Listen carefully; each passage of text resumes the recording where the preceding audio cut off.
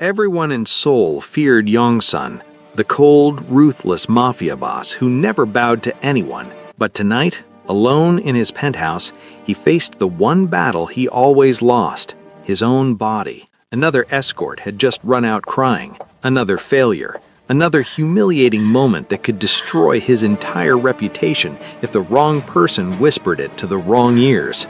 He sank into his chair, jaw tight, ready to fire every doctor on his payroll. Then the door opened. Not an escort, not an underboss, not an enemy. Michaela Destiny, his quiet, dark-skinned African maid who had worked for him only 2 weeks.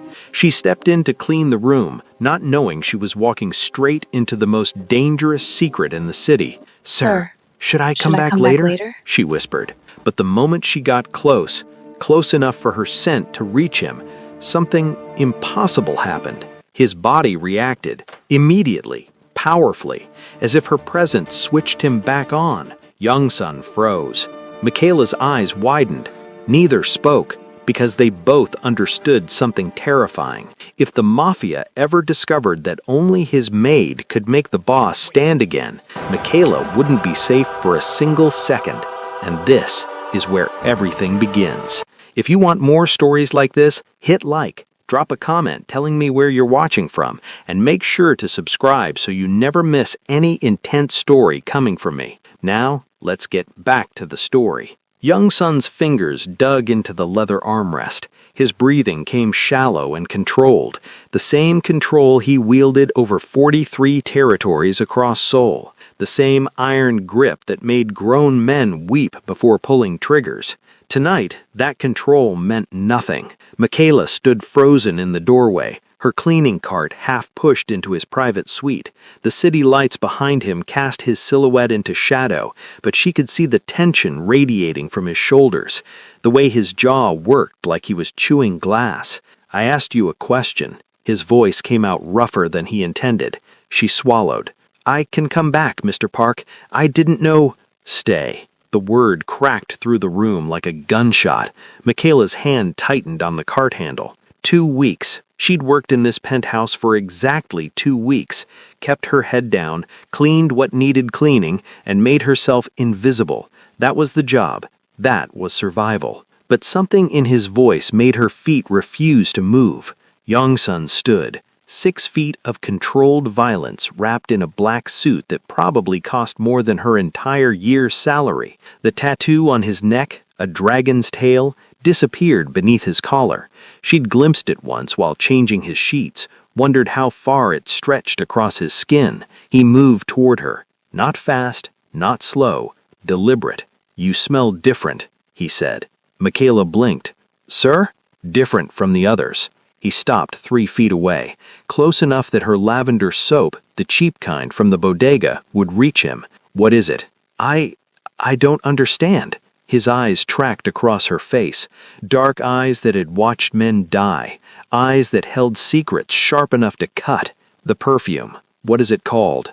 "I don't wear perfume, Mr. Park. I can't afford—" She stopped herself. Never admit weakness, not in this world. She'd learned the hard way. Something shifted in his expression. Not softness. Men like Yong-sun didn't do soft.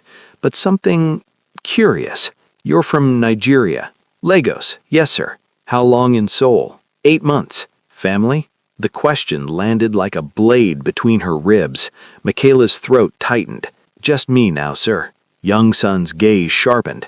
He understood loss. He'd built an empire on it. "The previous escort," he said, switching topics with the precision of a man used to interrogations. "You saw her leave." It wasn't a question. Michaela nodded anyway. "What did you see?" "Nothing, sir. I see nothing. That's my job." "Smart." He took another step closer. 2 feet now, close enough that her lavender soap, the cheap kind from the bodega, would reach him. "But I'm not asking about your job. I'm asking what you saw." Michaela's pulse hammered. This was dangerous territory, the kind that got people disappeared in Seoul's underbelly, but lying to Yong-sun felt more dangerous than the truth. "She was crying," Michaela whispered. "Scared, she ran past me like demons were chasing her. And you didn't run. I need this job, Mr. Park. Running doesn't pay rent. Something like respect flickered across his face. He understood that too. Survival. The silence stretched between them. Outside, Seoul glittered, neon and steel and secrets buried under layers of money. Inside, the air felt thick enough to choke on. Then, Young-sun did something that made Michaela's breath catch. He reached out, slowly, giving her time to step back. His fingers brushed her wrist, just barely, just enough. His entire body went rigid. Michaela gasped, not from fear, from the electrical current that seemed to jump between their skin, from the way his pupils dilated, from the impossible, undeniable reaction that tensed through his frame. Young-sun's hand dropped like she'd burned him. "Leave the cart," he said, voice strangled. "Go to the kitchen. Wait there." "Sir." "Now." Michaela went. The kitchen gleamed with unused appliances and marble countertops. Michaela gripped the edge of the island, trying to steady her shaking hands. What just happened? What did I do? 15 minutes passed. 20. She should leave, clock out, pretend this night never happened. The kitchen door swung open. Young-sun stood in the doorway. He'd removed his jacket. His shirt sleeves were rolled to his elbows, exposing forearms marked with more tattoos, characters she couldn't read, symbols that probably meant death and loyalty and all the things men like him built their lives around. "You're still here," he said. "You told me to wait. Most people don't follow my orders when they're terrified." "I'm not terrified." His eyebrow lifted. The one with the scar. "Liar." Michaela lifted her chin. "I'm cautious. There's a difference." A sound escaped him. Not quite a laugh, not quite anything she could identify, but his shoulders relaxed, fractionally. "Sit," he said, gesturing to the bar stools. She sat. He moved to the refrigerator, pulled out a container of something that smelled like ginger and garlic. Within minutes, he was heating rice, unpacking banchan, moving through the kitchen with unexpected efficiency. Michaela watched, dumbfounded. "You cook?" The question slipped out before she could stop it. "My grandmother taught me. Before she died. Before I became this." He set a bowl in front of her. Steam rose from perfectly arranged vegetables and marinated meat. Her stomach growled. She couldn't remember the last time she'd eaten anything that wasn't instant ramen. "Eat," he commanded. "I can't. You said you need this job." His eyes pinned her in place. "Consider this part of it. Eat." Michaela picked up the chopsticks. Her hands still trembled slightly, but the food was incredible. She ate slowly at first, then faster, unable to help herself. Young-sun leaned against the counter, watching her with an expression she couldn't read. "When did you last eat?" he asked quietly. "Yesterday morning." "And before that?" She didn't answer. His jaw tightened. "You're working yourself to death. Better than the alternative." "Which is what?" Michaela set down her chopsticks. "You don't want to know my story, Mr. Park. It's not special. Girl comes to foreign country, sends money home, family dies anyway. Girl stays because going back means admitting failure. That's it. That's the whole story." Silence settled between them. Heavy, weighted with understanding. "My brother died 3 years ago. Rival gang. They cut him down in front of me. I killed 17 men that night, personally." His fingers traced the dragon tattoo on his neck. "My grandmother raised us after our parents were murdered. She told me violence would consume me. She was right." Michaela's throat tightened. "I'm sorry. Don't be. It made me powerful." He straightened. "But it also made me broken in ways that matter." She understood what he wasn't saying. The escorts, the failures, the humiliation. "What happened tonight? I won't tell anyone," Michaela said quickly. "I swear, your secret is safe." "That's not what I was going to say." He moved closer, not touching, not threatening, just present. "What happened tonight hasn't happened in 3 years, not since my brother died, not since I decided connection was weakness." His eyes bore into hers. "I don't understand." "I don't either." Frustration edged his voice. "But I need to understand. I need to know if it was coincidence or what? or if you just changed everything. I need to run a test, young son said. Michaela stood, her chair scraping against tile. What kind of test? Nothing that will hurt you. He held up his hand, palm out. I give you my word, but I need to understand what you do to me. Her mind raced through possibilities, none of them good. And if I refuse? Then you walk out that door with 3 months' salary and a reference letter that will get you work anywhere in Seoul. His expression remained neutral. Your choice, always your choice. Michaela studied him. Dangerous men make dangerous promises, but something in his voice rang honest. And 3 months' salary meant sending money back to the church in Lagos, the one that housed the orphanage where she'd volunteered. It meant keeping her tiny apartment. It meant survival. But staying meant something else, something that made her pulse quicken with fear, and something that felt dangerously close to curiosity. What's the test? She asked. Young son's shoulders relaxed slightly. Tomorrow night, here, same time. I need to confirm it wasn't an anomaly. And if it wasn't, his gaze intensified. Then we figure out what happens next. Michaela didn't sleep that night.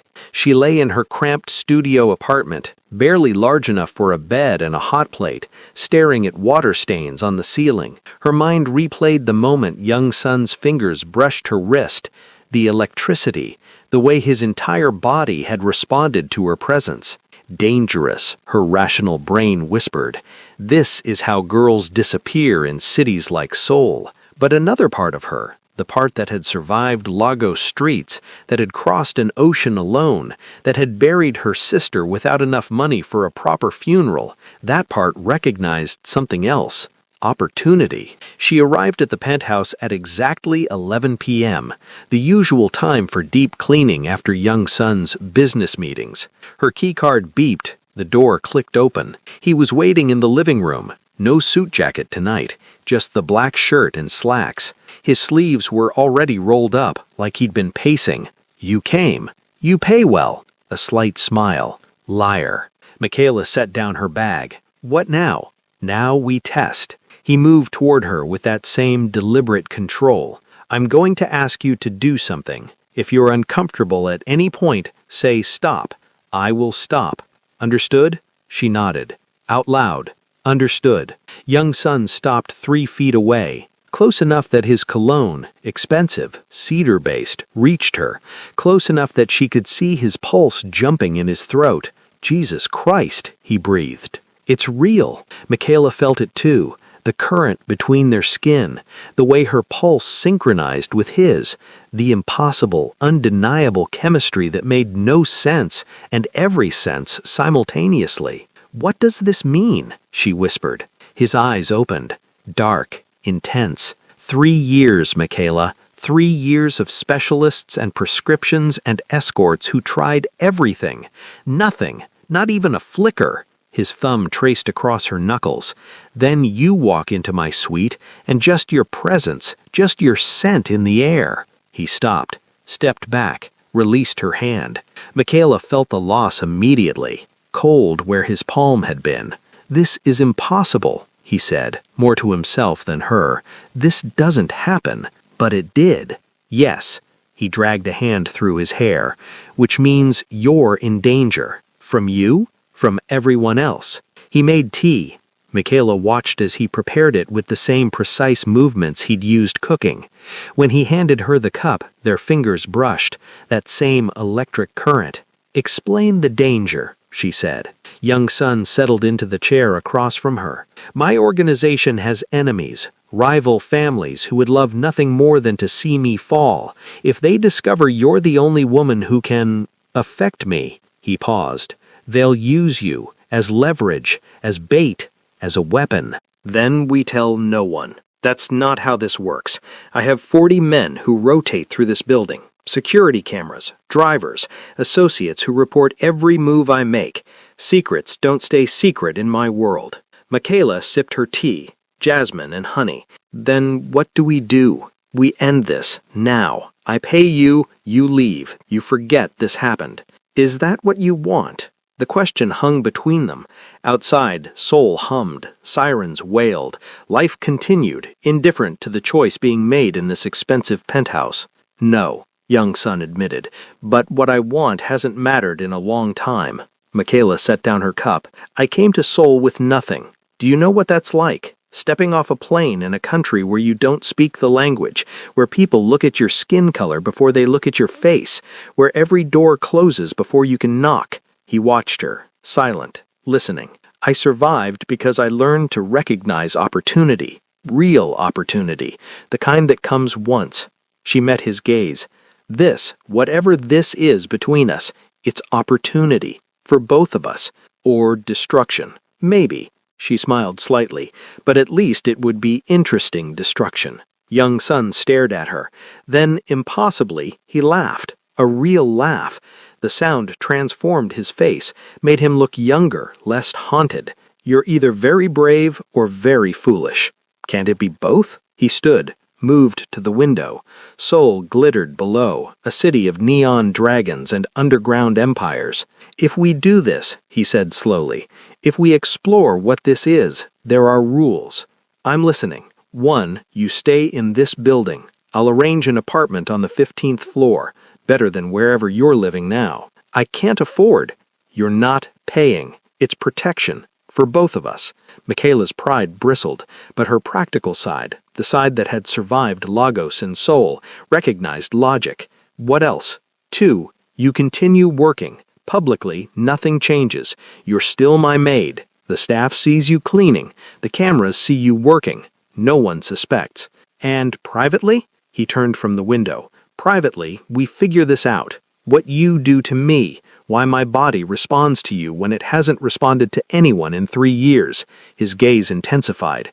"And what I do to you, because don't pretend you don't feel it too." Heat crept up Michaela's neck. "I feel it." 3, complete honesty. If you're scared, you tell me. If you want to leave, you tell me. If any of my men make you uncomfortable, you tell me immediately. Why the protection? You barely know me." Young Sun moved closer. "Because in my world, people are tools, used and discarded, broken and replaced." He stopped inches away. "And I'm tired of it. So tired of it." His voice dropped. "You make me feel something other than anger for the first time in years. That's worth protecting." Michaela's heart hammered. "This is insane." "Yes." "It could get us both killed." "Yes." "I should say no." "Probably." She looked up at him, at this man who commanded an empire built on violence, who killed without hesitation, who held Seoul's underbelly in his scarred hands. This man who also cooked his grandmother's recipes and washed his own dishes, and whose eyes held so much carefully controlled pain. "When do I move in?" she asked. "Comment what time you're watching this, and tell me, would you take Young Sun's offer? Because what Michaela doesn't know yet is that moving into his building just made her a target, and the wolves are already circling." The apartment on the 15th floor had floor-to-ceiling windows, a bathroom larger than her old studio, and a bed that felt like sleeping on clouds. Michaela stood in the center of the living room, turning slowly, taking it in. "Is it acceptable?" Young Sun stood in the doorway, hands in his pockets. "Acceptable? This is more space than I've had in 8 months." "Good." He moved into the room. "Security will monitor the hallways. No one comes up without my approval. Your keycard only works for this floor and the penthouse. Prison with nice windows?" His lips twitched. "Protection with nice windows." Michaela walked to the glass. Seoul sprawled below, alive and electric. "What happens now?" "Now you settle in. Tomorrow we begin." "Begin what?" "Teaching you to survive in my world." She turned. "I survived Lagos streets. I think I can handle—" "This isn't Lagos." His voice went hard. "In Lagos, enemies come at you with knives. Here, they smile while poisoning your tea. They compliment your dress while planning your kidnapping. They bow respectfully while texting your location to rivals." He moved beside her. "Different jungle, same rules. Trust no one." "Not even you?" Young Sun's gaze met hers. "Especially not me." But his hand found hers in the space between them, their fingers threaded together. That electric current hummed. "Though I'm trying," he admitted quietly, "to be someone worthy of trust.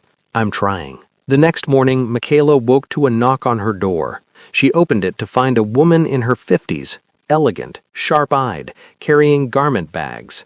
"I'm Mrs. Choi," the woman said in perfect English. "Mr. Park sent me to handle your wardrobe." "My wardrobe?" "For your role." Mrs. Choi swept into the apartment. "Publicly, you're still the maid, so we need appropriate work clothes. But privately, you'll accompany Mr. Park to certain events. Those require different attire." Michaela watched as the woman efficiently unpacked dresses, shoes, accessories. "What kind of events?" "The kind where you smile, stay close to him, and memorize every face you see." Mrs. Choi's gaze sharpened. "The kind where one wrong word could start a war. I'm not trained for—" "You will be." She held up a black dress, simple, elegant, expensive. "Mr. Park has arranged training, etiquette, languages, self-defense." A smile. "You'll learn or you'll die, preferably the former." The training started that afternoon. A man named Jinho, compact, muscled, moving like violence in human form, met her in the building's private gym. "You know how to fight?" he asked. "Street fighting, nothing formal." "Show me." For the next hour, Jinho attacked. Not hard enough to injure, hard enough to test. Michaela blocked what she could, absorbed what she couldn't, and got up every time he knocked her down. Finally, he nodded. "You have instinct. That's good. Instinct keeps you alive longer than technique." He tossed her a bottle of water. "But technique keeps you alive, period. We train every day, 2 hours, no exceptions." "Why are you helping me?" Jinho's expression remained neutral. "Boss's orders." "That's not why." A pause. Then, 3 years ago, boss pulled me from the street. I was 17, starving, stealing to survive. He could have killed me, should have. Instead, he fed me, trained me, gave me purpose." His gaze met hers. "Boss doesn't save people often. When he does, we protect what he saves. That includes you." That evening, young son came to her apartment with dinner. Not takeout, food he'd cooked himself. "You keep feeding me," Michaela said, watching him arrange containers on her counter. "You're keep not eating enough." "I'm eating fine." He gave her a look that said he didn't believe her. "Sit." They ate in comfortable silence. Then young son said, "Jinho tells me you're a fast learner." "Jinho tells you a lot. He's loyal. Loyalty is rare." He set down his chopsticks. "How was your first day?" "Overwhelming. Confusing." Michaela paused. "Why are you doing this? The apartment, the training, the protection? What do you want from me?" Young son was quiet for a long moment. "Honestly, I don't know. All I know is that when you're near me, I feel human. Not a weapon, not a boss, not a killer. Just human. And I haven't felt that in so long I'd forgotten what it was like." Michaela's chest tightened. "That's a lot of pressure." "I know. If it's too much—" "I didn't say that." She reached across the counter, took his hand. That electric current blazed. "There are no rules." His thumb traced circles on her palm. "That's what terrifies me." 2 weeks passed. Michaela fell into a rhythm. Mornings training with Jinho, afternoons learning Korean from Mrs. Choi, evenings with young son. Sometimes they ate dinner, sometimes they just sat in silence, hands clasped, that impossible chemistry humming between them. They learned his routines, how he took his coffee, black, no sugar, how he checked his phone exactly 7 times per hour, how his jaw tensed when he was about to give an order that would result in violence. He learned her scars, the one on her ribs from a knife fight when she was 16, the one on her shoulder from a bullet that should have killed her, the one on her heart from watching her brother die. And he learned her, how she sang quietly when she cleaned, old gospel songs her mother taught her, how she touched the small cross at her throat when she was nervous, how she cried silently sometimes, late at night, for the family she'd lost. They didn't cross certain lines, no kissing, no bedroom, just this strange electric connection that grew stronger every day, until the night everything changed. "You're coming with me tonight," Young Sun said, appearing in her apartment without knocking. Michaela looked up from her Korean textbook. Where? A meeting. With the families. His expression was unreadable. You need to be seen with me. Publicly. It's time. Her stomach dropped. Is that wise? No, but it's necessary. He handed her a garment bag. Mrs. Choi selected this. Wear it. We leave in 2 hours. The dress was midnight blue, silk. It hugged her curves without being obvious, fell to her knees with a slit that showed just enough leg. Elegant, powerful. Mrs. Choi appeared to do her makeup and hair. Remember, she said, working carefully, you're invisible until you're not. Watch everything. Say little. Stay close to Mr. Park. And if someone speaks to me, smile, be polite, defer to him. Her hands paused. And if anyone touches you without permission, memorize their face. Mr. Park will handle it. The restaurant was in Gangnam, the kind where doormen wore suits nicer than most people's wedding attire. Young Sun's hand rested on Michaela's lower back as they entered, possessive, protective. Every head turned. Michaela felt the weight of their stares, men in expensive suits, women in designer dresses, all of them assessing, calculating, wondering who this African woman was and why she was on Young Sun's arm. Breathe, he murmured. You belong here because I say you belong here. They moved through the room toward a private section. 6 men waited at a large table, older, harder, men who'd built empires on blood. Young Sun, one said, gray-haired, cold eyes. You're late. I'm exactly on time, Chairman Lee. Young Sun pulled out a chair for Michaela. Gentlemen, this is Michaela. She's under my protection. Silence. Heavy. Dangerous. Then Chairman Lee smiled. How unexpected. Your taste has changed. The insult was subtle. Michaela felt it like a slap, but Young Sun's hand tightened on her shoulder, a warning to stay calm. My taste has always been impeccable, Young Sun said smoothly. Shall we begin? The meeting was conducted in Korean. Michaela understood perhaps 1 word in 10, enough to catch the tone. Aggressive, territorial, men circling, looking for weakness. She stayed silent, watched, memorized faces like Mrs. Choi had instructed. The man across from her, younger, maybe mid-30s, with a scar across his cheek, kept staring, not at Young Sun, at her. His gaze traveled her body with ownership that made her skin crawl. Young Sun noticed. His jaw tightened, but he said nothing. Not here, not now. The meeting dragged on. Business, territories, disputes, the language of violence wrapped in polite Korean. Then the scarred man spoke directly to her, in English. You're very beautiful, he said. Does Young Sun share? The table went silent. Michaela's pulse pounded. Every instinct screamed danger, but Jinho's training kicked in. Smile, be polite, let the boss handle it. That's very kind, she said softly, then looked at Young Sun. His expression could have frozen hell. Min Suk, he said quietly, you will apologize to the lady, now. Min Suk smirked. For a compliment? Don't tell me the great Young Sun has gone soft over... One moment, he was seated. The next, he had Min Suk slammed against the wall, forearm across his throat. Say another word, and they'll find pieces of you across 6 districts.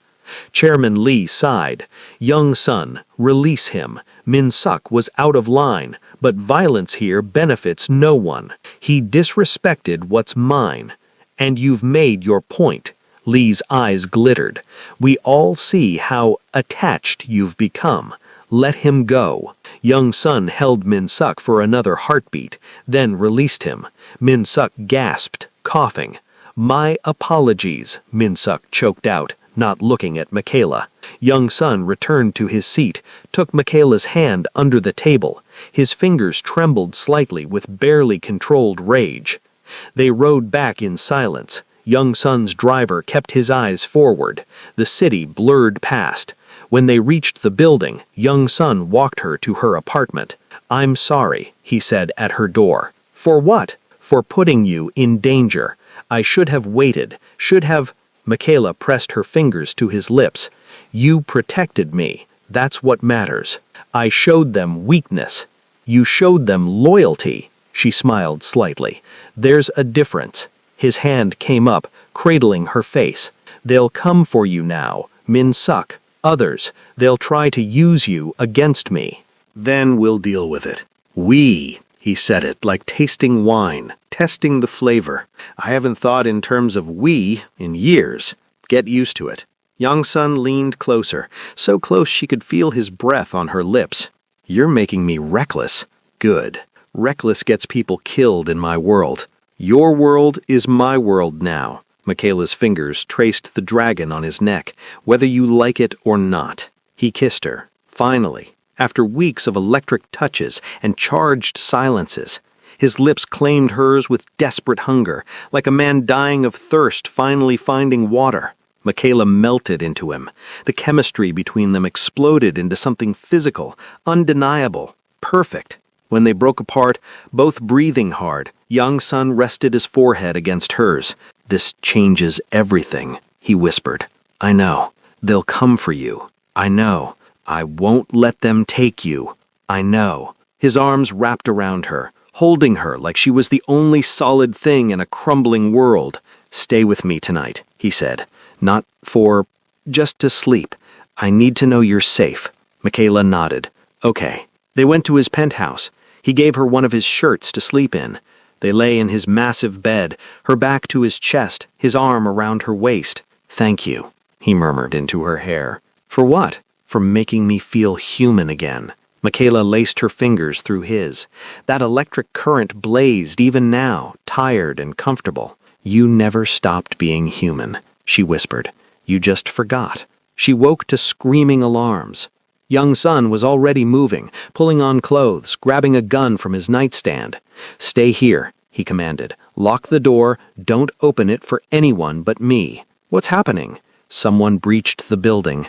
His eyes met hers, dark, deadly. "They're coming for you." Then he was gone. Michaela locked the door with shaking hands. Her training with Jin Ho flooded back. Assess, adapt, survive. The penthouse had one entrance, floor-to-ceiling windows, no other exit. She grabbed a kitchen knife, pathetic against guns but better than nothing. Gunshots echoed below, shouts in Korean, the distinctive sound of bodies hitting the floor. Minutes stretched into hours, or maybe seconds into minutes. Time lost meaning when every heartbeat could be your last. Then her phone buzzed. Young-sun. "Stay away from the door. They're in the hallway." Her blood went cold. "How many?" "4 that I can see. Min Suk sent them. I'm handling it." "Young-sun." "I will protect you, Michaela, no matter what it costs. Understand?" "Yes." "Good. Stay down, stay quiet. This ends soon." The line went dead. Michaela crouched behind the kitchen island, knife gripped tight. Every sound amplified, her breathing, her pulse, the hum of the refrigerator. Then chaos. The penthouse door exploded inward. 2 men rushed in, black tactical gear, guns raised. Michaela dove behind the couch as bullets shredded the air where she had been standing. Glass shattered, plaster rained down. Then Young-sun appeared.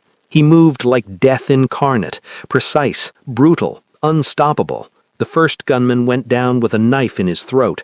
The second managed to fire once before Young-sun broke his arm and slammed his head into the marble floor. Silence. Young-sun was bleeding. Shoulder wound, not fatal, but red bloomed across his white shirt. "Are you hurt?" His eyes scanned her frantically. "No, you are." "It's nothing." He pulled her up. "We need to move. Now. There are more coming." "Where?" "Jin Ho has a car waiting. We go out the service elevator. Stay behind me." They ran. The building had become a war zone. Bodies in the hallways. Young-sun's men, Min Suk's soldiers, blood painting expensive carpet. Michaela stepped over them, trying not to look at their faces, trying not to think about how her presence had caused this. Then Jin Ho met them at the elevator. "Car's ready, boss, but they have the main exits covered. Underground parking?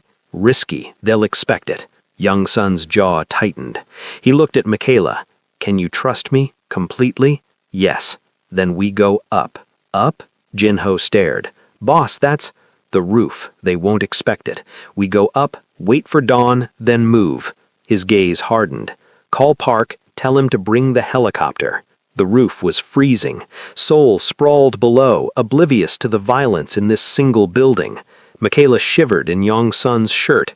He wrapped his jacket around her shoulders, despite his own injury. How long? She asked. 30 minutes, maybe less. He checked his gun, reloaded. Can you shoot? I've never. Then stay behind me. He positioned her against the roof access door. If I go down, you run. Don't look back, don't stop. Jinho will get you out. Young son, promise me. Michaela looked at this man who'd given her safety, taught her strength, kissed her like she was salvation. This man who was bleeding because he'd chosen to protect her. I promise. She lied. He knew it was a lie. Smiled anyway. Stubborn woman. You like stubborn women. I like you. He kissed her, quick, hard, desperate. When this is over, we're leaving Seoul. Both of us. I'm done with this life. You can't just walk away from... Watch me. The roof access door exploded. 3 men poured out. Min Sok led them, that scar on his face twisted with rage. Yong-sun, he shouted, give us the woman and we let you live. Come take her. Min Sok laughed. Foolish, sentimental. Your brother would be ashamed. Yong-sun's expression went cold. My brother knew loyalty, something you'll never understand. I understand power, and right now you're weak, bleeding, protecting a woman who isn't even Korean. Min Sok's gun pointed at Michaela. Last chance, give her to us. We make it quick. You keep your empire. My empire means nothing without her. The words hung in the air. Truth, raw, undeniable. Min Sok's face twisted. Then you both die. Jinho moved first. His bullet caught Min Sok's shoulder, spinning him. Young-sun fired twice, dropping the men flanking Min Sok. But Min Sok recovered fast. His shot hit Young-sun square in the chest. Young-sun went down. No! Michaela screamed. Min Sok turned his gun on her. You should have stayed in Lagos. Then Jinho was there, tackling Min Sok. They grappled. The gun fired wild. Michaela crawled to Young-sun. His chest was bleeding, too much blood. His eyes were unfocused. Stay with me, she begged. Don't you dare die. Not now. Not when we were about to... Run, he gasped. Michaela, run. I'm not leaving you. His hand found hers, weak, trembling, but that electric current still hummed, faint but present. Stubborn woman. Then his eyes closed. The helicopter arrived. Jinho had subdued Min Sok, knocked him unconscious. He carried Yong-sun to the chopper while Michaela stumbled behind, numb with shock. The hospital was private, expensive, the kind where doctors didn't ask questions about gunshot wounds. Michaela sat in the waiting room, still wearing Yong-sun's blood-soaked jacket, while surgeons fought to save his life. Mrs. Choi found her there. Child. She pulled Michaela into an embrace. He'll survive. He always survives. He took a bullet for me. Of course he did. He loves you. The words hit like a physical blow. He never said. Men like Yong-sun don't say. They show. Mrs. Choi pulled back, eyes fierce. He rebuilt his entire world around protecting you. Changed everything he was. That's how they love. Michaela's tears finally came, great heaving sobs for this impossible man, and this dangerous love, and the life she'd stumbled into. Dawn broke. A doctor emerged. He'll live, the doctor said. The vest took most of the impact, cracked ribs, internal bruising, but he'll recover. Michaela's knees went weak with relief. You can see him, briefly. Young-sun looked pale against white hospital sheets. Tubes and monitors tracked his vitals, but his eyes opened when she entered. You're alive, she whispered. Disappointed? She hit his arm, gently. Don't joke. I thought you died. I thought... He caught her hand, pulled her down until her forehead rested against his. I heard you on the roof. You told me not to die. And you listened? Always. His thumb traced her cheek. I meant what I said. When I'm healed, we leave. Start over. Somewhere warm. Somewhere safe. You'd give up your empire for me? I'd give up everything for you. 3 years ago, I thought my life ended with my brother, but you made me realize I wasn't dead, just sleeping, waiting for someone to wake me up. Michaela kissed him, soft, gentle, tasting salt from her tears. Where would we go? She asked. Lagos. You can show me your home, meet the people you helped, visit your family's graves. He smiled slightly. Then maybe somewhere new. For both of us. Build something that isn't built on blood. You think that's possible? With you? I think anything's possible. If you believe in second chances, that people can change when they find the right reason, then subscribe to this channel right now. Hit that notification bell, because this story isn't over. It's just beginning. The Lagos sun was merciless. Michaela walked through the orphanage courtyard, watching children play. The building had a new roof now, new beds, books, medicine, all funded by anonymous donations that arrived monthly. Michaela, a little girl ran up, hugging her legs. Will you read to us? After lunch, Adaze, I promise. Arms wrapped around her from behind. Familiar, electric. You're good with them. Yong-sun murmured. She leaned back against him. He'd healed well, moved easily now. The only reminder of that night was a scar he traced sometimes, thoughtfully. They remind me why I'm here, she said. Here at the orphanage or here in Lagos? Both. She turned in his arms. Do you miss it? Soul? The power? He considered. I miss the food, Jinho's terrible jokes, Mrs. Choi's scolding. He kissed her forehead. But do I miss the violence, the fear, always looking over my shoulder? He smiled. Not for a second. What did you do with it all? The organization. Gave it to Chairman Lee with conditions. No trafficking, no children, no forced labor. He agreed. Young-sun's expression darkened slightly. He understood I'd come back if he broke those rules, and that I'd bring hell with me. And Min-sak? Alive, barely, in a prison hospital where he'll spend the rest of his life. His jaw tightened. I wanted to kill him for what he tried to do to you, but you made me promise no more killing unless absolutely necessary. Michaela touched his face. Thank you for trying to be different. Thank you for making it possible. They stood there, holding each other while Lagos hummed around them. Car horns, street vendors, laughter. So different from Seoul's neon nights, but alive, real. I have something for you, Yong-sun said. He pulled a small box from his pocket, opened it. A ring. Simple gold band, no diamond, but inscribed inside, You woke me up. Michaela Destiny, he said quietly. You walked into my life when I was a dead man walking. You touched me when I thought I was broken beyond repair. You loved me when I was still learning how to be human. He knelt. Marry me. Build this new life with me. Let me spend every day earning the gift you've given me. Her tears came fast. Yes, of course yes. He slipped the ring on her finger. Stood. Kissed her while children cheered around them, not understanding the significance, but celebrating anyway. That night, in the small apartment they rented near the orphanage, they lay tangled together. The ceiling fan creaked overhead. Outside, Lagos never truly slept. Do you ever regret it? Everything you gave up? Michaela asked. Every empire falls eventually. Every king dies. Every throne crumbles. He pulled her closer. But this, you and me, this is real. This lasts. How do you know? Because what you do to me, what we have between us, it defied every logic, every rule, every expectation. His lips brushed her temple. That kind of chemistry doesn't just disappear. It's permanent, like gravity. Michaela smiled into the darkness. Gravity, huh? That's almost romantic. Almost?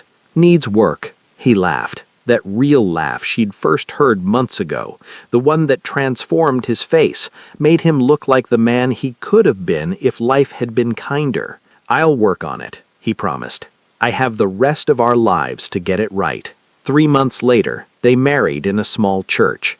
Jin-ho flew in as best man. Mrs. Choi cried through the entire ceremony. Chairman Lee sent an expensive gift with a note, "Congratulations, don't come back." They had no plans to. Their life was simple now. Michaela ran programs at the orphanage. Young-sun used his business skills to help local entrepreneurs. They ate dinner together every night, made love under mosquito netting, argued about whose turn it was to do the dishes. Normal. Beautifully, perfectly normal. Sometimes late at night, Young-sun would wake with nightmares. His brother's death, the violence, the guilt. Michaela would hold him until the shaking stopped.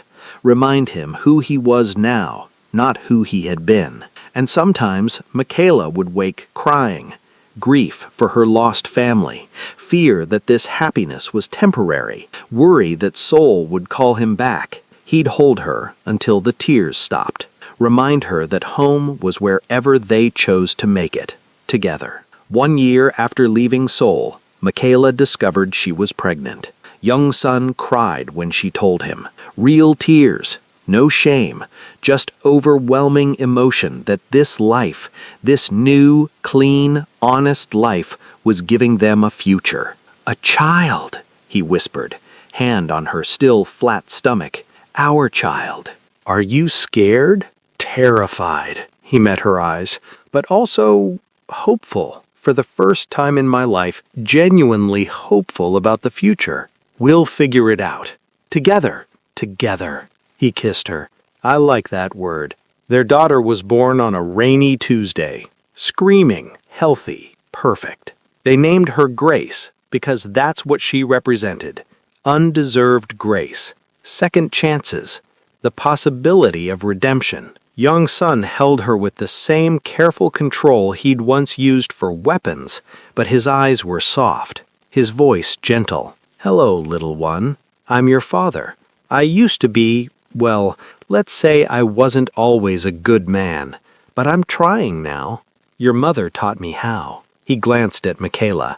"She taught me that strength isn't about control. It's about choosing love even when it's dangerous." Grace yawned, unimpressed with philosophy. Michaela laughed through happy tears. "She's perfect. Like her mother. Smooth talker. I've had practice." They sat together, this impossible family built from chemistry and courage and the kind of love that defied logic. Outside, Lagos carried on. Inside, their world was complete. 5 years later, Grace ran through the orphanage courtyard, playing with other children. She spoke Yoruba and Korean and English, switching between them effortlessly. Young-sun watched from the shade. Older now, but lighter.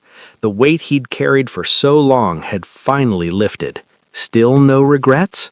Michaela asked, settling beside him. "Only that I didn't find you sooner." "Smooth. 5 years of practice." She laughed, took his hand. That electric current still hummed between them, constant, undeniable. "Thank you," she said. "For what?" "For choosing me. For choosing this life, for proving that people can change." Young-sun turned to her. "I didn't choose you, Michaela. You walked into my penthouse and reminded me I had a choice. Before you, I was just surviving. After you, well, let's say I started living." Grace ran over, demanding to be lifted. Young-sun scooped her up, spinning her until she shrieked with laughter. Michaela watched them, her husband and daughter, and thought about that night in Seoul. The fear, the danger, the impossible chemistry that had started everything. She'd walked into the wrong place at exactly the right time, met a man who thought he was broken, and together they'd built something beautiful from the wreckage. Not perfect, never perfect, but real, honest, worth fighting for. And that was enough, more than enough. It was everything. The end. If this story moved you, if it made you believe